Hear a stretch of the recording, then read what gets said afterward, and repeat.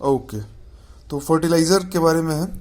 आ, अगर सवाल ये आ जाए कि government regulate the price of all the fertilisers, true और फॉल्स?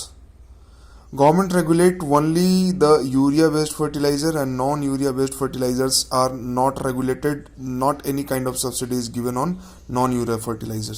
ठीक है, तो इन दोनों को देख लेते हैं। फर्टिलाइजर एक तो जैसे दो तीन तरह का यहाँ पे बताया गया है, डाई अमोनियम फॉस्फेट है DAP, muriate of potash MOP and other non urea nutrient fertilisers होते हैं। ठीक है, तो नॉन यूरिया फर्टिलाइजर का मतलब क्या हुआ? नॉन यूरिया फर्टिलाइजर का मतलब हुआ कि जिसमें यूरिया नहीं होगा, सिंपल है ना।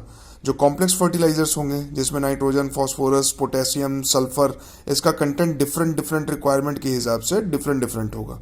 ठीक है, तो अभी क्या है कि फर्टिलाइजर पे सब्सिडी मिलता है, यूरिया बेस्ड फर्टिलाइजर जो है उस पर सब्सिडी मिलता है। क्यों? क्योंकि हमारे यहाँ हमारे कंट्री में 85% स्मॉल एंड मार्जिनल फार्मर है और लोग एक्सेसिवली डिपेंडेंट है यूरिया पे। कुछ नहीं होता है तो एक बोरा यूरिया लेके आना है, खेत में छींट देना है।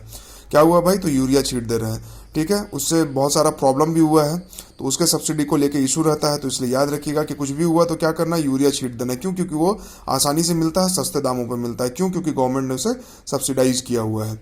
लेकिन जो न्यूट्रिएंट बेस्ड यूरिया है तो उस पर न्यूट्रिएंट बेस्ड सब्सिडी रिजीम है, एनबीएस रिजीम है ना।